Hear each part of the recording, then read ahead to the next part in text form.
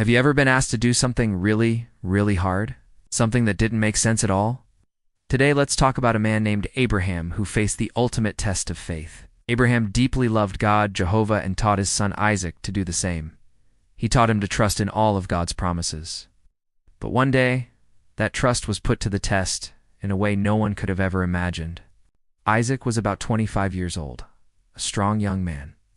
Then God asked Abraham to do something heart-wrenching. He said, "Please, take your only son, the one you love so much, and offer him as a sacrifice on a mountain I will show you." Can you even fathom that?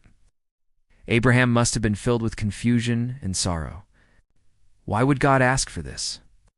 This was the son of promise, the one through whom all nations were supposed to be blessed. It made no sense. But despite not understanding, Abraham chose to obey. So early the very next morning, Abraham set out. He took Isaac, 2 of his servants, and the wood for the offering, and began the journey to the land of Moriah. They walked for 3 long days. Imagine the thoughts swirling in Abraham's mind during that silent trek. Finally, he saw the mountains in the distance. He turned to his servants and said, "Stay here, while the boy and I go over there to worship. We will come back to you." Notice he said, "We will come back." Even in this moment, his faith held on to a glimmer of hope. Abraham placed the firewood on Isaac's shoulders, and he himself carried the fire and the knife. As they walked on together, Isaac, ever observant, broke the silence. "Father," he asked. "Yes, my son," Abraham replied. "The fire and wood are here," Isaac said. "But where is the lamb for the burnt offering?" What a piercing question. With a steady voice, full of a trust that defies explanation. Abraham answered, "My son, God himself will provide the lamb for the offering." When they arrived at the place God had told him about, they built an altar. Then came the moment of ultimate surrender. Abraham tied Isaac's hands and feet and laid him on the altar on top of the wood, his beloved son. He then reached out and picked up the knife to carry out the command.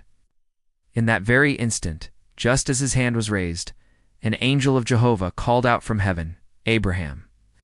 "Abraham, here I am," he replied. "Do not lay a hand on the boy," the angel said. "Do not do anything to him.